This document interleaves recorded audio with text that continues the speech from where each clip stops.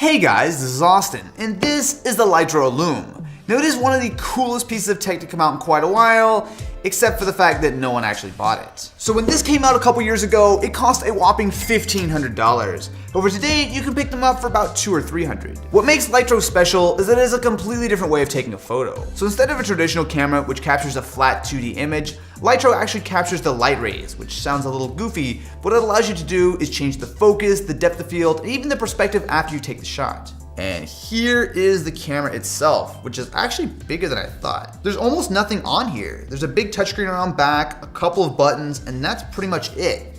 It feels like some concept of a camera versus an actual normal DSLR. To put things in perspective, this is what the Illume looks like compared to a more traditional camera, the Sony a6300.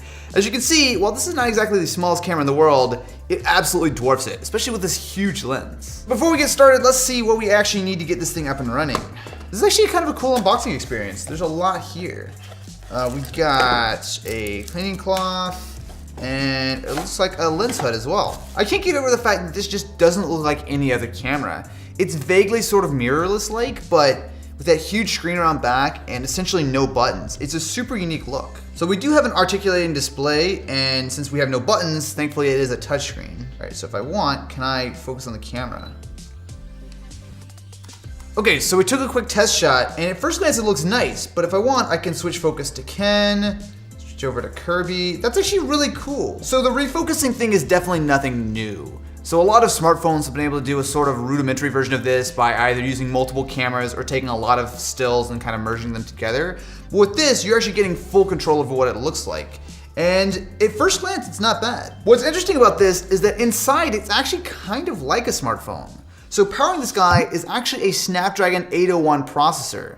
Now, mind you, in 2014, that was a little bit more impressive than it is today, but that's still a lot of power for a camera. So when I start shooting, one of the things I notice is that while it's nice to have a big 4-inch display, the viewing angles are not great. So especially since it's articulating, when I kind of lower it, I can't see anything unless I get right in the sweet spot. Oh, it's nice. Although there looks like some weird artifacting. So even though this doesn't focus like a traditional camera, you still can use the autofocus button on the back as well as tapping to get that initial focus.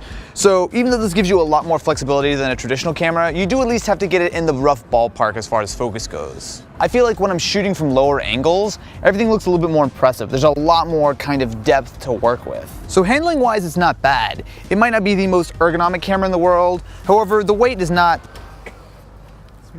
running into plants. I see how it is.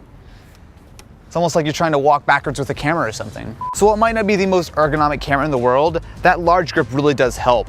I'm not so sure how durable this is gonna be. It's all very, very soft touch plastics and rubber, and there's definitely a little bit of metal here, but it seems reasonable. Maybe not $1,500 reasonable, but definitely $200 reasonable. I gotta say, this dynamic range is awful. The sky's blowing out and your face is completely gone. I get that this is more of a pro camera, and that's cool. It's nice to be able to have some of the features where you can actually refocus and stuff, but image quality doesn't really seem to be on par with something like what you could get out of a DSLR. The more I play with this, the more I feel like this will be a lot better suited for video.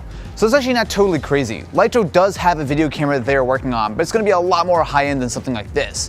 However, the idea of being able to shoot video and be able to refocus after the shot is really interesting. Once you're done shooting, you need to take your photos into the Lytro app for Windows or Mac. So unlike a traditional camera that shoots normal JPEGs, here all of your photos have to be processed first. My initial instinct is, oh god, everything's out of focus. However, all we need to do is click on Ken's face, and it looks actually pretty decent. So this is actually a really good example of how you get that little bit of depth. It's a cool effect. I don't really think it's gonna make a huge difference in how you would actually save your final image, but say you get something very slightly wrong, it's easy enough to just click and adjust it to kind of pull some depth out. So just like if you shot raw on a normal camera, you can change things like the white balance, the exposure, saturation. What I wanna see is how some of this virtual camera stuff works.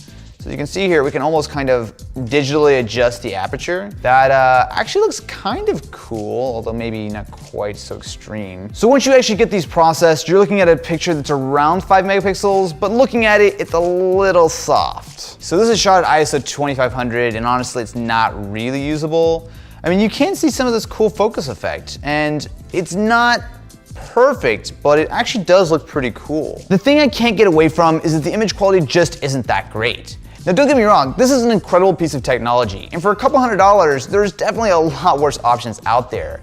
However, at the end of the day, the pictures are interesting, it does a lot of very cool stuff, but the tech just doesn't feel fully baked to me. So what do you guys think about Lytro and the Illume? Definitely be sure to let me know in the comments below, and I will catch you in the next one.